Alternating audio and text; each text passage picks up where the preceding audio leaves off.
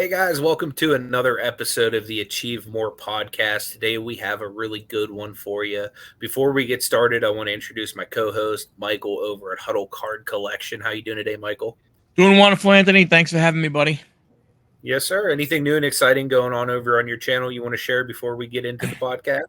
Over at Hull Card, we are getting ready for the National Sports Cards Convention this week in Cleveland, Ohio. So this will That'll be a probably good come out after I've been there, but that's what we're working on. Nice. And I'll be meeting you there at least one or two of those days, so I'm really looking forward to it. Without further ado, though, I really am excited. We have a great guest on the podcast today. Ethan's here. He's an expert on all things hiking. He's done some pretty incredible hikes. He's currently working on a pretty incredible hike.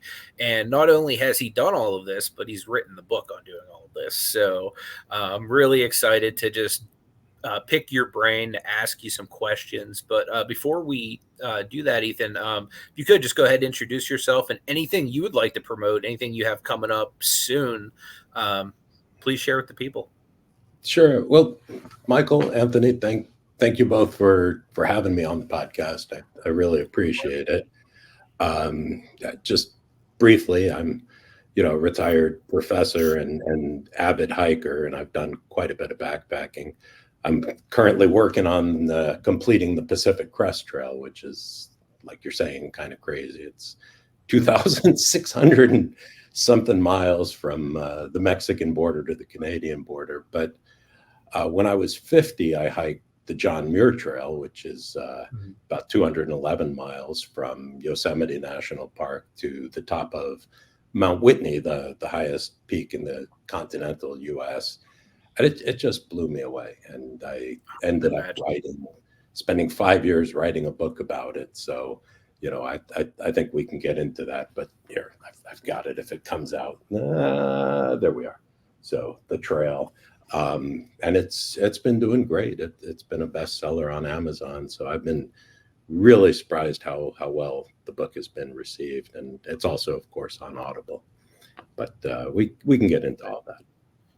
So what was it about the John Muir Trail that made you really want to A, do it, but then B, like get as in depth to like want to bring a book out of your experience there?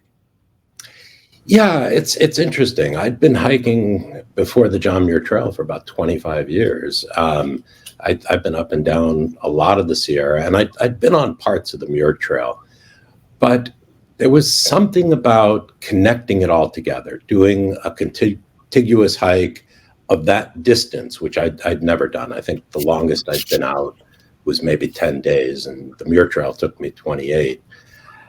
And it's hard to put into words. I mean, it took me a lot of words in the book to do this, but there's a transformation you go under when you're out in nature that long. You put down the cell phone, you put down the worries about society, and you start to go into a kind of meditative state out there where you really reflect on life.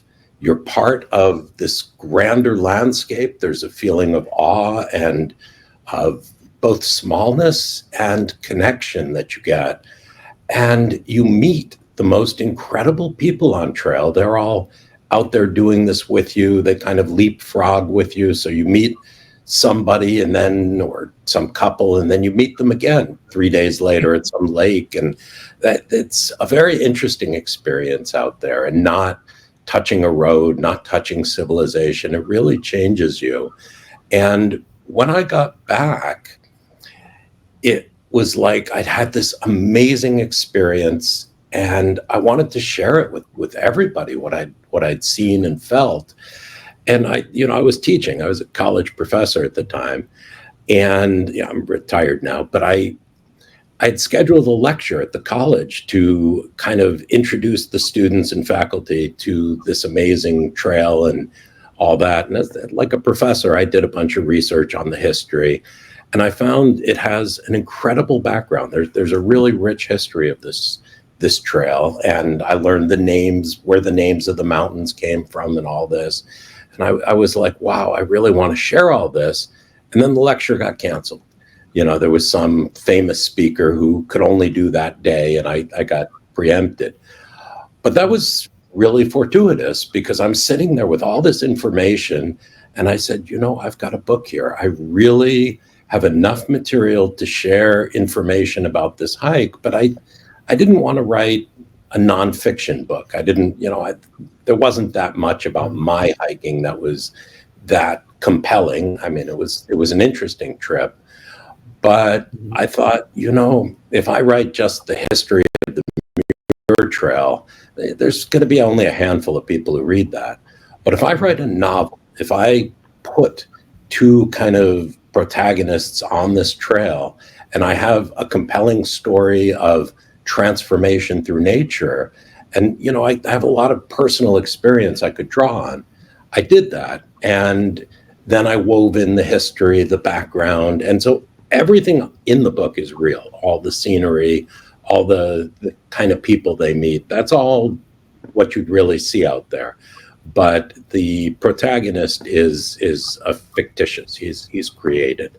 And I think having a fictional story brings people into it and attracts people who otherwise wouldn't read this book, much like historical fiction does. I think that's that's sort of an interesting genre. Yeah, I think of Titanic right off the bat. You know what I mean? Like some of the characters, like Leo DiCaprio, was he really on there? Probably not, but exactly. made for an incredible story whenever people go to watch it, at the theater. So I can fully understand that. Was there something that originally drew you to hiking as you were growing up? Maybe somebody that took you hiking or taught you about it, or what was it that made you take this up as a hobby? Yeah, that's a great question, Anthony. It's interesting. When I was a kid, I would never have thought I'd be a backpacker or a hiker. My parents used to take me on walks, and like any teenager, I'd be like, "Are we done yet? When are we getting home?" It's like, I didn't want to do that. And at 13, I took a bike tour through Vermont and New Hampshire. I grew up on the East Coast, and that was fantastic. And we climbed a couple of mountains. We climbed Washington and Mansfield. But again, I didn't feel like backpacking really. But when I moved out west, I moved out to California after college, I had an experience where I went to Yosemite National Park with a friend, and we went to climb Yosemite Falls. And boy, we were ignorant. I mean, I was looking on the map and I'm like, oh, it's only 3 miles.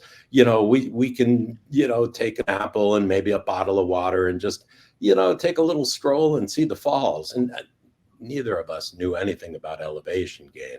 I mean, that's a 3,000-foot climb. And, that's massive. It's just crazy. And we didn't think anything of it. So we got a quarter of the way up. We were out of water. We were dying. We were begging people for water on trail. We got back down, but I was smitten. I was just blown away with how amazing that place was, with the granite, the rocks. I was looking out at Half Dome, and I was like, okay, I totally messed up this first hike, but I'm coming back here next year. I'm going to climb Half Dome. I'm going to backpack. I'm just going to try the wild. And the next year, I went and bought a pack. I went down to REI and learned, like what to bring. I brought half the stuff I brought was crazy. I think my backpack was something like 75 pounds, which is a ridiculous weight. But, I was a beginner, and, we went in, we did a 10-day trip. First trip out, I did 10 days, climbed Half Dome, and I was in love with backpacking, and that was it. I wasn't in love with my pack weight, and I learned a lot about that. But, you learn as a beginner. And it's funny, in the book, Gil, the protagonist, and he's not very attractive in the beginning. It's really about his transformation. He makes many of the same mistakes I did, right? He goes in with way too much stuff. He's got the wrong food. I mean, he doesn't listen to his partner about what to bring. It's kind of a disaster for him, but it's growth and learning. And it's, I've had a lot of hikers and non-hikers have really enjoyed the book too. But I've had a lot of hikers specifically who've written me and said, "Oh my God, I was laughing my buns off reading the beginning because that was exactly what I did on my first hike." And it resonates. I think, Anthony, you said your girlfriend is a backpacker. If you ask her about that, what mistakes did you make your first hike? I mean, she'll just go through a list of stuff that, you know what I'm saying? 100%. So what was your mistakes with that first pack? When you said you brought stuff that you didn't know, like, what were some of the things that you look back now and go, holy cow, what the heck was I thinking? Yeah, so I had I brought a bag of what is it, trail mix, but I wasn't thinking. I went to like Costco and I bought one of these massive bags. I mean, it's probably a 3-pound bag of trail mix just stuck in there. I had, as I said, it was 75 pounds of weight. I had a sleeping bag that was one of those old-fashioned bags that's just, I probably a 6-pound sleeping bag. I don't know what my tent weighed. And the food in this is a big thing in the book. Poor Gil suffers through his food, but the food in those days was horrendous. They sold these prepackaged meals at REI that they tasted like old battery acid. They were just gross. And it was kind of a joke among backpackers then that if you had those meals, you were a beginner because you didn't know what you were doing. Most people went, to the supermarket and bought noodles and stuff, but beginners always had those meals and they were awful. I mean, just horrendous food. It's interesting though how things have changed because now those prepackaged meals are pretty good. They've really improved them. But back then, oh my God, it was horrible. It's a long list of mistakes. It's lots of little things that you learn and refine over the years. So when you're Do you have doing a that, favorite? I'm sorry, Go ahead, I was going to ask. go. Do you have a favorite meal from the your time on the trails? No particular one, but what I learned, and this was amazing on that John Muir Trail trip, we met a couple who I turned into one of the fictional couples in the book, but I'm not going to say whom. And they had made their own dehydrated meals, and they at dinner put together, like chili and other stuff that was just authentic and fantastic, and they had tortillas and things, and I was just blown away by that. And for about 3 years after that, I made my own meals. I got really good quality ingredients and dehydrated them and made them on trail. Now I still do that, but for something like the Pacific Crest Trail, where pack weight, I was talking about 75 pounds on the Pacific Crest Trail, you try to get your pack weight in sub 20s with food and water. I mean, it's really tough to do, but you're putting on 12, 15 miles, sometimes more a day. So you need the weight down and you don't have a lot of time. You get into camp, you've got a little bit of daylight left. You have to cook and sleep and, get up the next morning. So everything on the PCT is instant noodles and prepackaged meals. So I haven't been able to bring a lot of fancy dehydrated stuff. But I would tell anyone backpacking, start with, there are some really good meals you can get at REI and other places or online. But or from the supermarket, it just kind of depends. But start with that, and then if you really get into it, dehydration is the way to go. So for anybody who's listening and stuff, so you say like when you start, you bring food with you, but if you're doing like that, you said from the Mexican border to the Canadian border, and you want to do that trail. So for someone like myself, I pack a backpack for X amount of days. Obviously, I'm not packing enough food to walk 2,000 miles. So, like, how does that work when you're on a trail? For those people who've never done something like this, maybe they hike the local mountain in their town that they can go ahead and see, and they, it's, okay, hey, we walk up, we walk down, or maybe, it's a it's a touristy spot, so there's a restaurant at the top, so they stop, grab some food, and then walk back down. But how does that work when you're walking that long? Yeah, there aren't a lot of Starbucks or McDonald's or whatever on the trail. Um, it's a great question, Michael, and it's funny because I don't think about it much anymore. But I totally get, how do you pack enough food for even 100-mile hike, right? Forget 1,000 or two. There are a couple of strategies people use. If you're in a remote wilderness area like the John Muir Trail, you tend to pack your food in advance and then you put it into buckets because they have to be rodent and animal proof, and you ship it off to these places along the way. So there are places like Vermilion Valley Resort that you can hike out to. Your Trail Ranch is right on the trail. Red's Meadow is on the trail. So there are these places that you can either take half a day to hike to, and pick up food, or that are right on the trail, and you mail them your resupply. So you typically wouldn't carry more than about 7 to 10 days at a time. I think the most I've ever gotten in a backpack is 12, maybe 13 days of food, but that's getting really, really heavy. And it's hard to pack. You need bear cans out there because there are black bears. So you've got to fit all that food into a bear can, and it's quite a challenge. But you can mail yourself food. On the PCT, that strategy gets a little more challenging because if you're out there for, say, 5 months, packing enough food for 5 months in advance and knowing what you're going to want to eat, that's not simple.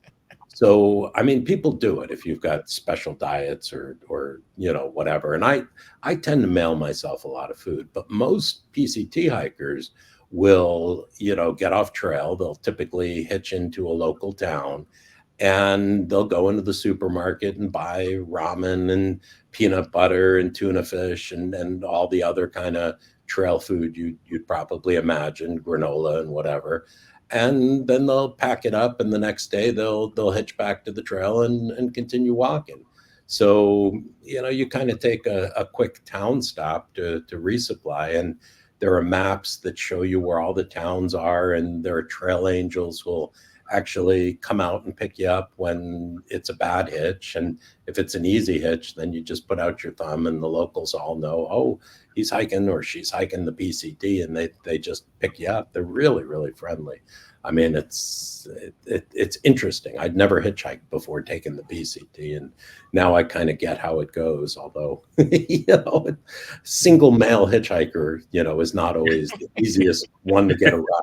But yeah, usually if there's a couple of people, they'll stop for you if you look like hikers, not like you some crazy person. Is the PCT the longest hike that you've taken thus far? Yes. Yeah. It's by far the longest trail I've ever tried.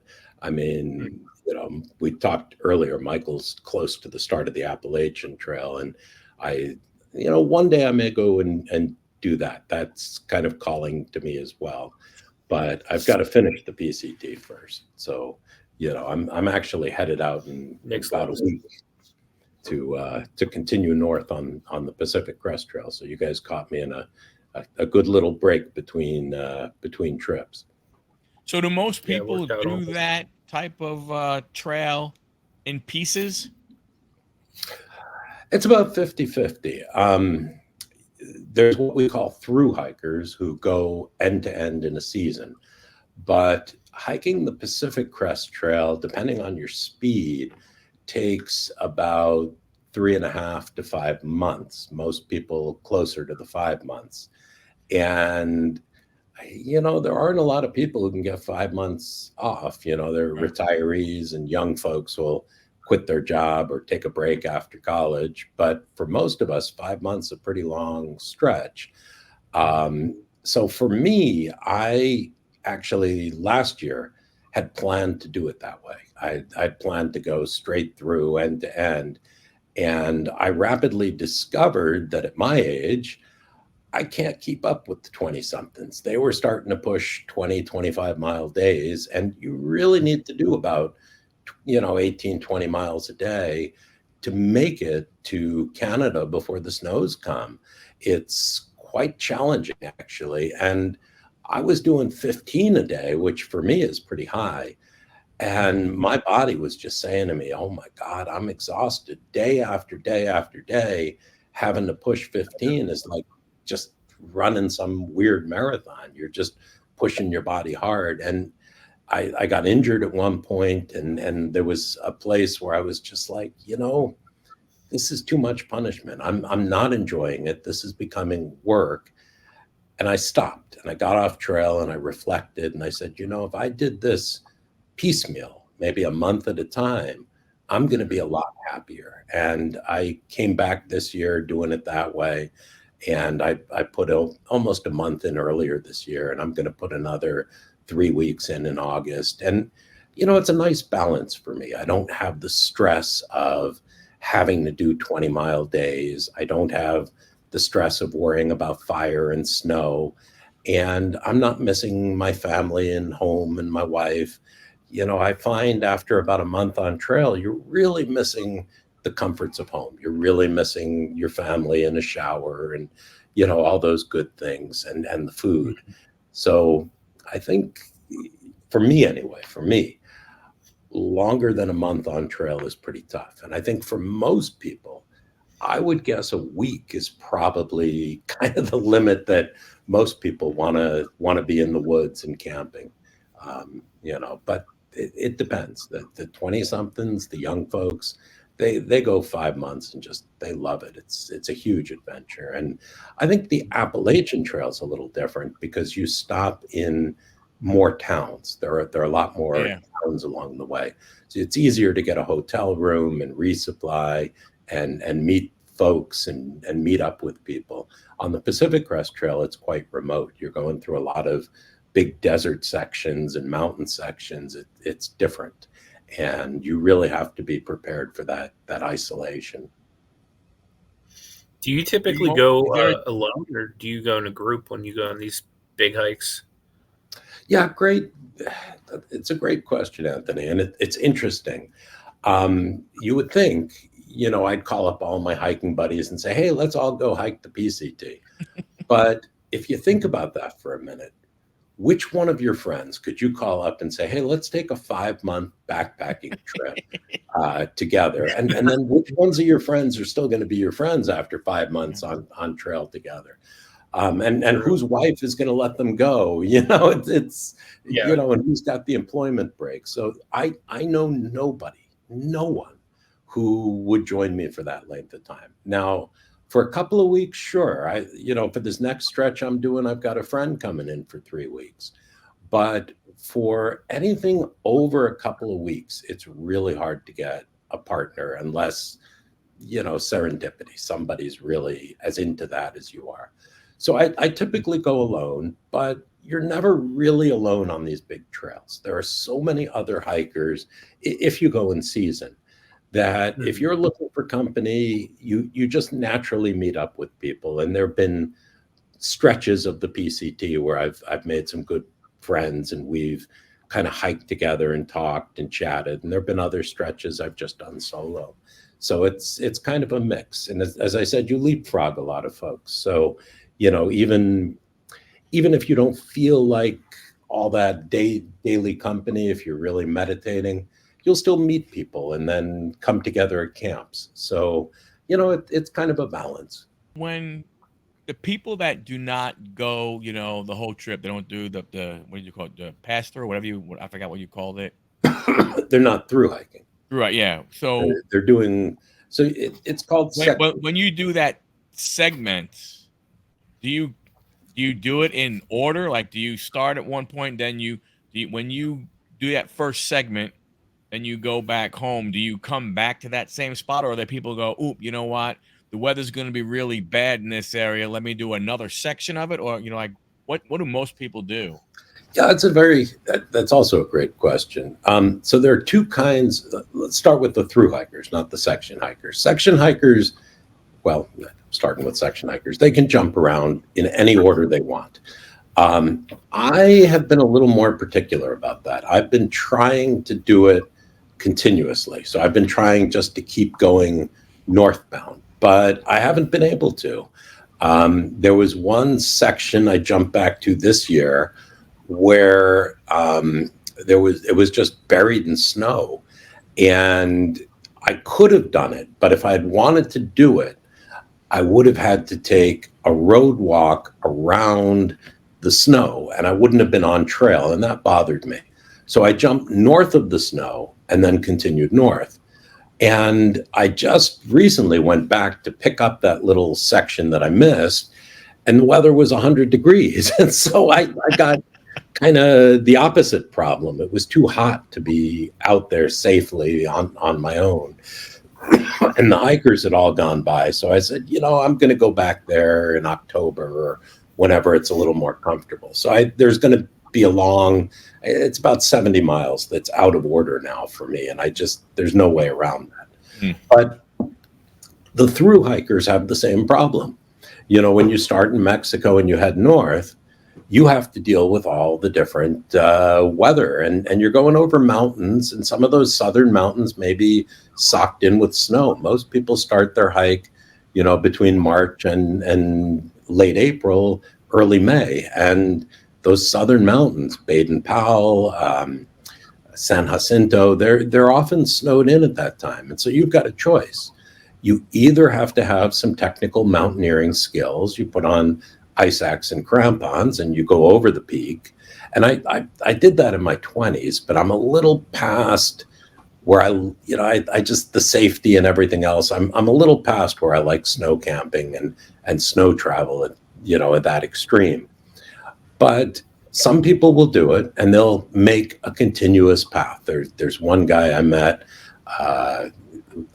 his trail name's Wrong Way, who's been going continuously since Mexico and has not taken a detour or a break other than to circumnavigate a fire. So there are people who do that. And that, I think, is the most pure, hardest way to do the trail. Most through hikers, most backpackers, though, find it necessary because of safety to circumnavigate snow or fire or other things, or sometimes high water. Sometimes, parts of the trail are just impassable because of the water. And, you have to cross a river or something and it's dangerous. So you'll skip that and then come back to it. A lot of people will skip the Sierra section where the John Muir Trail, where my book is the John Muir Trail and the Pacific Crest Trail actually run the same 200 miles through the Sierra. So, when you're hiking the Muir Trail, you're hiking the Pacific Crest Trail. And so a lot of people will get to the beginning of that, say, in May, and it'll still be snowed in. And unless you want to spend a month in the snow, trudging through snow, most people will skip the Sierra, continue north, and then come back and pick that up after the snow melts when, it's a lot easier to pass. So it depends. It really depends. But these are some of the differences with the Appalachian Trail where, you can hit snow at the beginning, but it's not the deep mountaineering kind of snow going over peaks where there are crevasses and slides. And I mean, people lose their life up there every year. So it's dangerous, if you don't have the skills and the training and know how to read the terrain. When you're going in the snow, I mean, as I said, I did this in my 20s. I don't do this now. Well, not that much. I've done a little. But, when you go in the snow, there's no trail. There's no map. You're reading the terrain. And if you don't have those skills and you go into an avalanche area or something like that, you're in trouble. And if you get lost out there, right, you've only got so much food. And what do you do then? It can be a disaster. So, there are good reasons for not doing a continuous hike if you lack those skills. A lot of these people starting the PCT have not trained in map and compass and snow travel. So I think they're really smart not to do that, But like this guy Rob I met, he's had plenty of that kind of skill, and he got together with a group of people who had those skills, and then went right into the Sierra in the middle of at the tail end of winter, and that's fine. He had a blast, but you really need it's not for everyone. For sure. Do you carry a satellite phone for emergencies?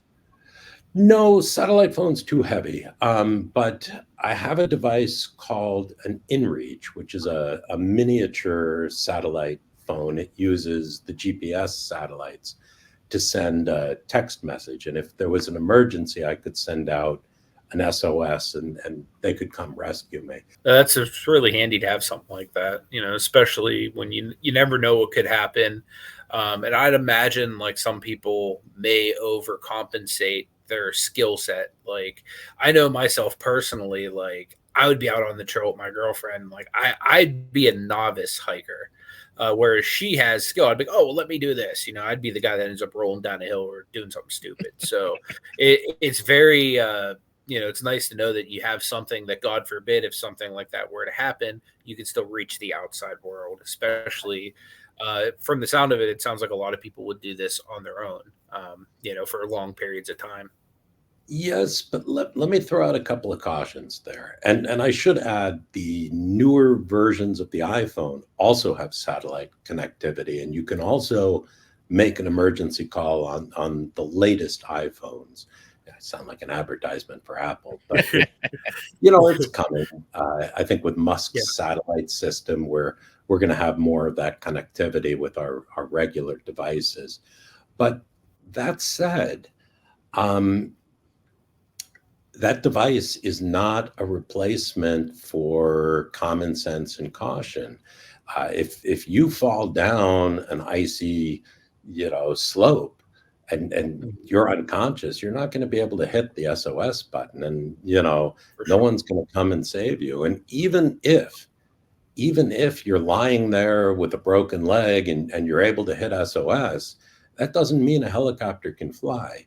It's usually takes a half day or more for them to organize a rescue and get out there and get you if conditions are safe. So relying on search and rescue to get you out of a bad situation is a mistake. You should have the skills and abilities necessary, and that should be your backup, not just like, well, okay, I'm going to try this, and if I don't make it, I can dangle off the cliff and press the SOS. It's not going to work for sure. That, Definitely. With that being said, have you ever had any like incredible animal encounters, whether it's like, oh my God, that's a bear, like coming close trying to eat my stuff, or just something where it's like, wow, this is majestic to see this animal right in front of me? I'd be more worried of the bear eating me than my stuff. In the Sierra, the bears are I call big chickens. Most of them won't challenge you. I've seen a lot of bears, some amazingly beautiful. I've seen this one mother bear with two blonde cubs that was just fantastic. I mean, I stood there and watched from a distance for 30, 40 minutes as they grazed a meadow. I had one trip where I was in a very remote valley. I was in Tehipite Valley, which took me about 5-6 days to get to. And the rangers had said one person might go down there a week. I was probably the only person for miles. And there was, I got there, I did about 12, 15 miles that day. I was exhausted. And I got to Tehipite Valley, and there was a lot of bear sign around. There was, you could see the scratch marks on the trees, the bear scat. I knew I was in bear territory, and I just kind of, I didn't pay it any heed. I was too tired. I pitched my tent anyway. And sure enough, that night, I'm sleeping, and I hear sounds outside. And then suddenly the tent falls down on me. And, this bear had circled my tent, and I was in its territory. It had circled my tent, and as it did so, it knocked out all the lines that were holding it up. You use your trekking poles to support a tent, and it's all staked out.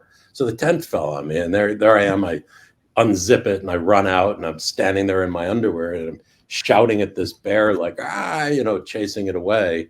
And, it's one of these crazy things. And then, you're alone. So you don't sleep for hours after that. You're just, every little noise keeps you up. I'm sure. But, I've had a lot of things like that. There was one time on the High Sierra Trail, me and this young woman were hiking together. I just met her, and we got to this stone kind of causeway where, there's kind of no option where to go. And there was a big black bear ahead, and it challenged us. It looked at us, and it was like, proceeding towards us. And I yelled at it and put up my trekking poles. And I was like, yeah, and the bear looked at me, and then it looked back, and it was like, I don't want to go back. And it kept coming towards us. And eventually, the bear yielded, and it turned around, and it went around. And I was like, okay, well, we're good, let's go. And I could see this young woman, she was like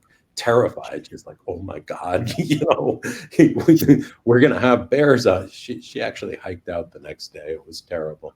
But you meet them on trail. Most of the time they hear you and just run away. But I don't want to give listeners the wrong impression. We're talking about black bears in the Sierra. If you encounter black bears on the Appalachian Trail, they're a lot more acclimated to approaching people, and they can be a lot more dangerous. They can rip into your pack and stuff like that. And if you go north and you're dealing with grizzlies, that's a whole different animal. That I don't have much experience with that, but that's where you'd want a bear spray or something. And I think I've never dealt with polar bear, so I don't know much about that. But the Sierra black bear, for the most part, is a big chicken. And they're gorgeous animals. They look like people. They're really interesting the way they play and interact. And I don't know, they say they have a sense of smell that's about 500 times as good as a dog. So, from a mile away, they can smell things. It's crazy. Very That's interesting. wild. I really love the bears, but I have had some some encounters over the years. Yeah, that's incredible.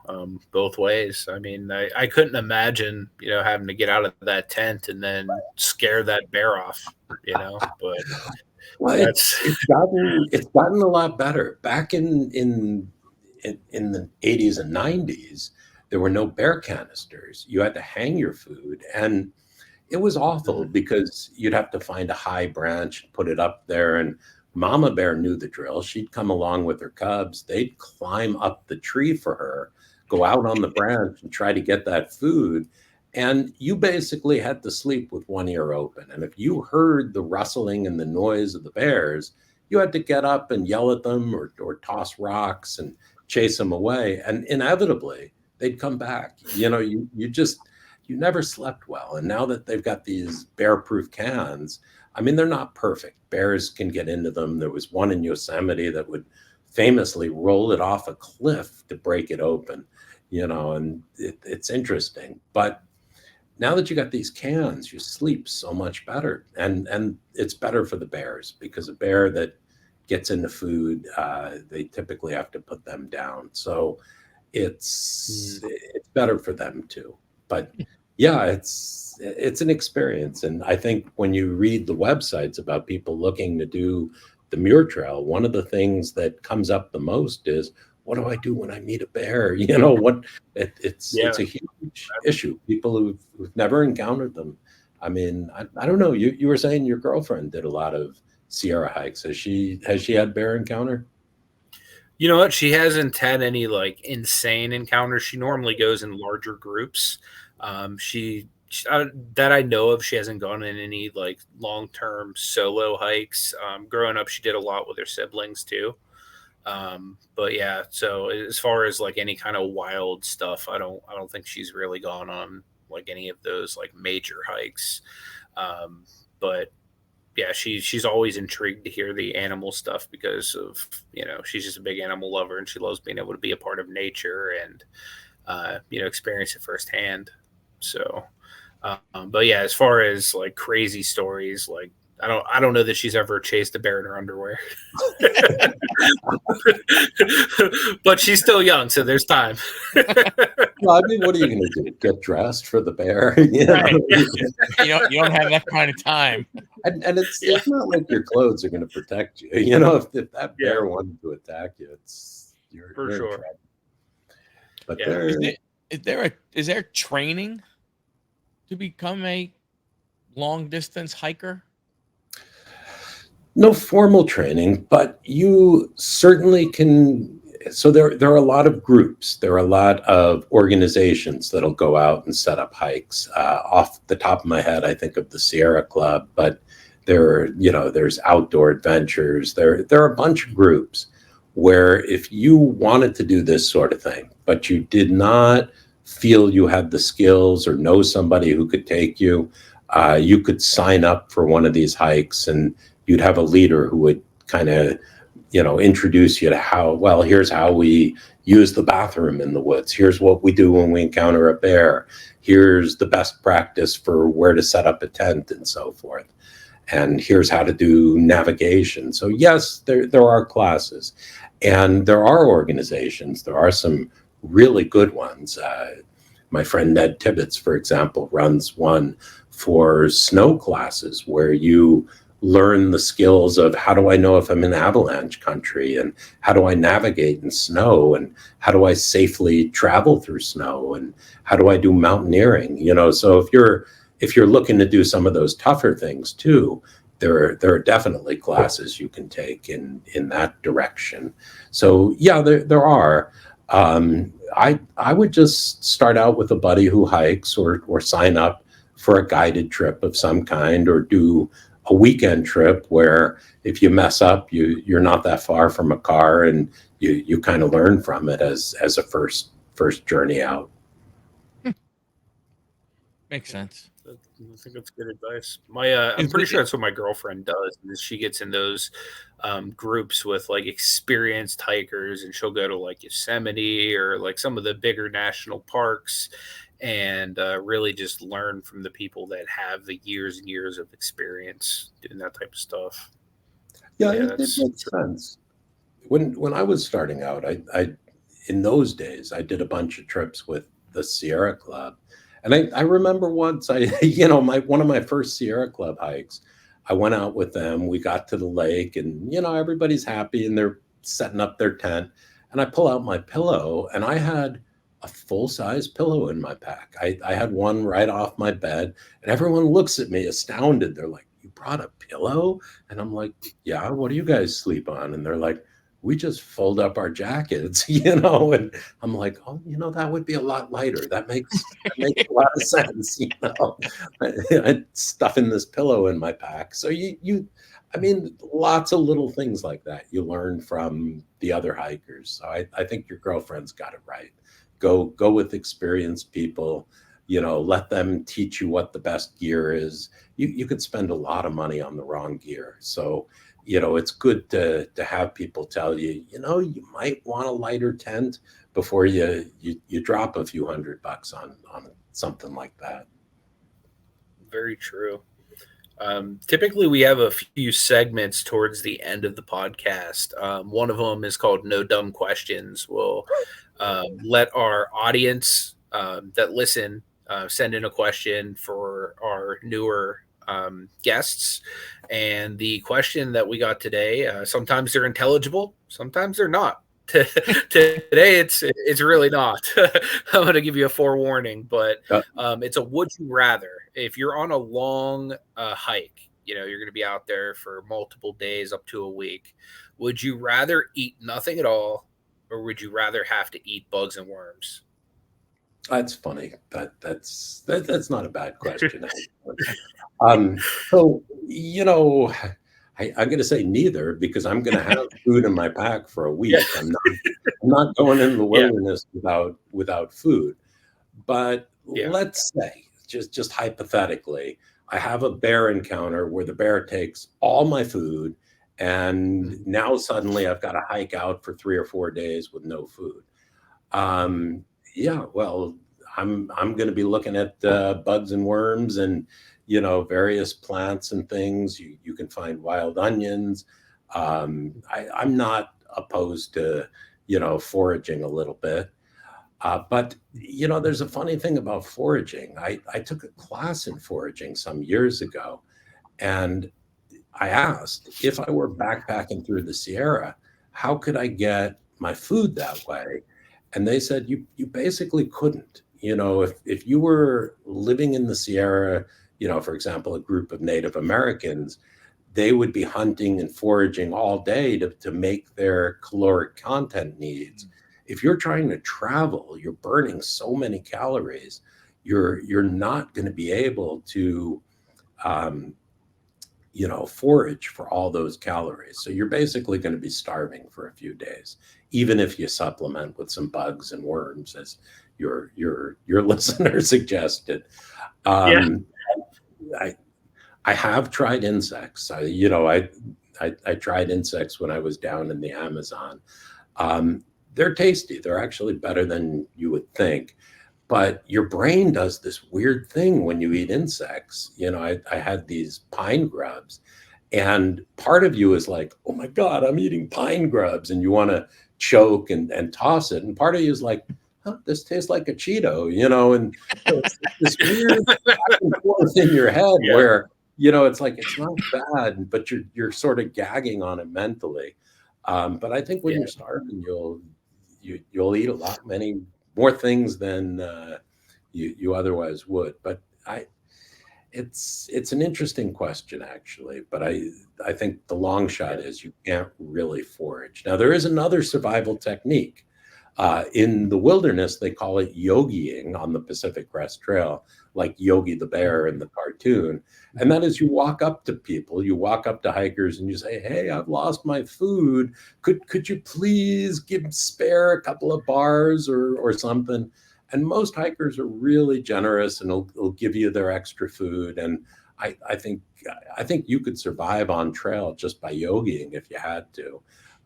Again, assuming you're in a place with other people. So, there is that third option there too, that, you could use to get out. Okay. Cool.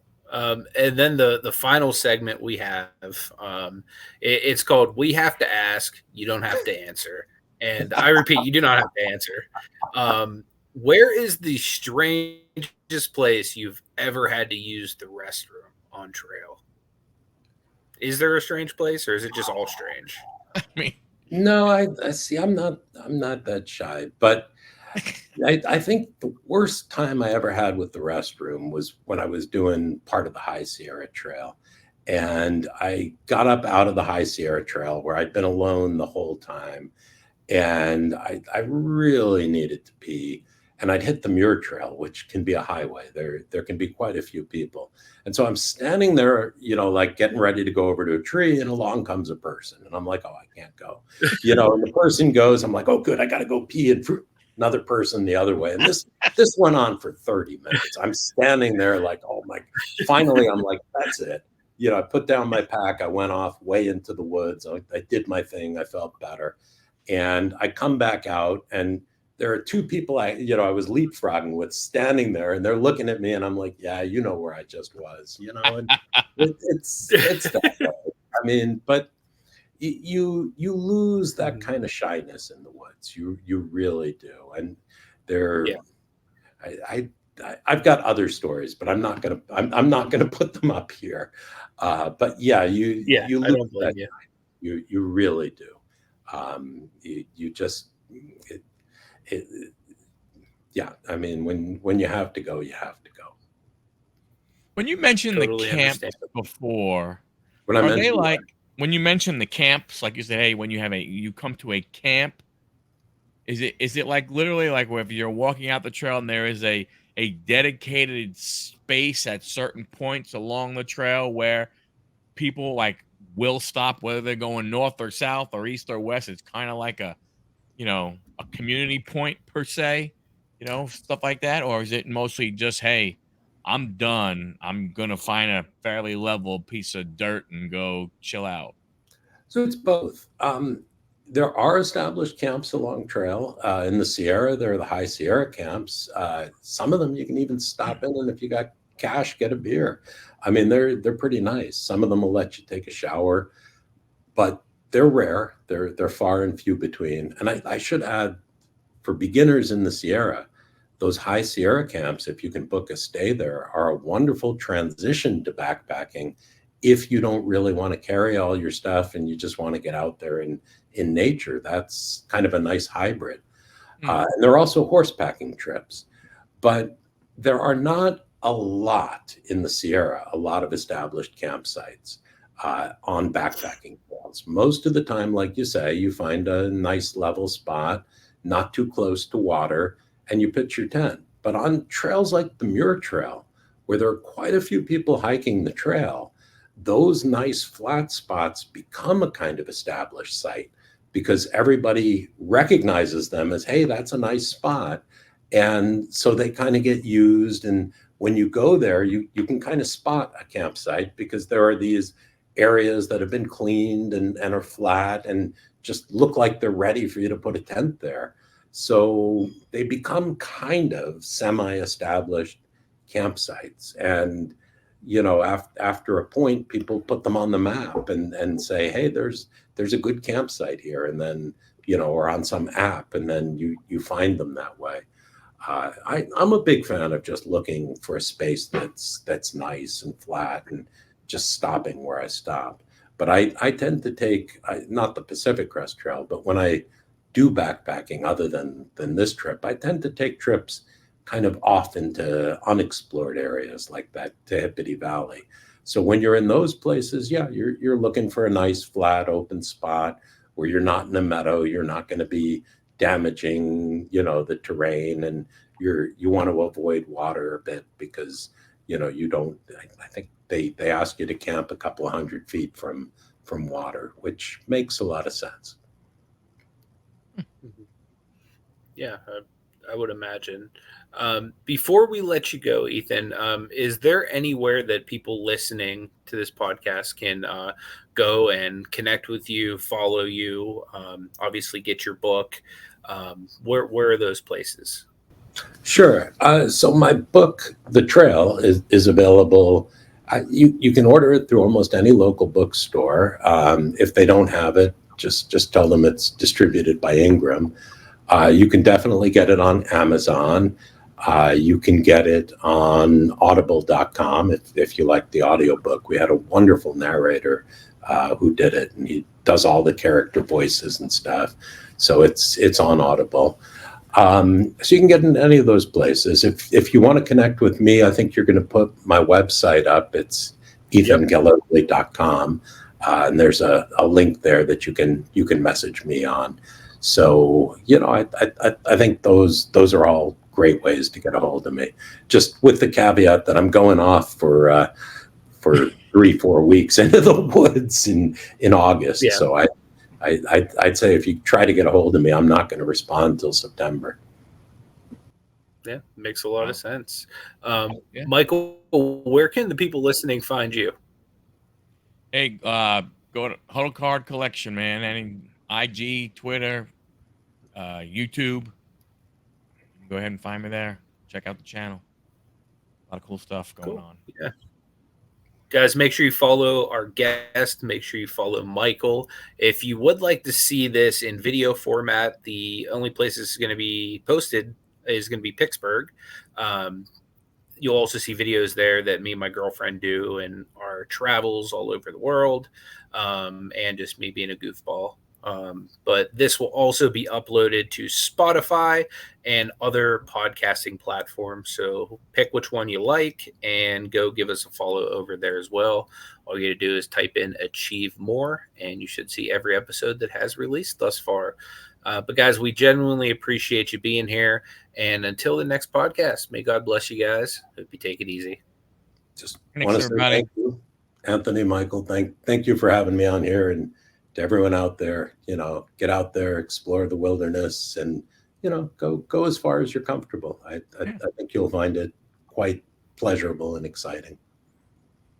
Absolutely. And thank you very much for giving your time to this. I'm from the city. I'm from the city. The city is. I'm from the city. The city is good.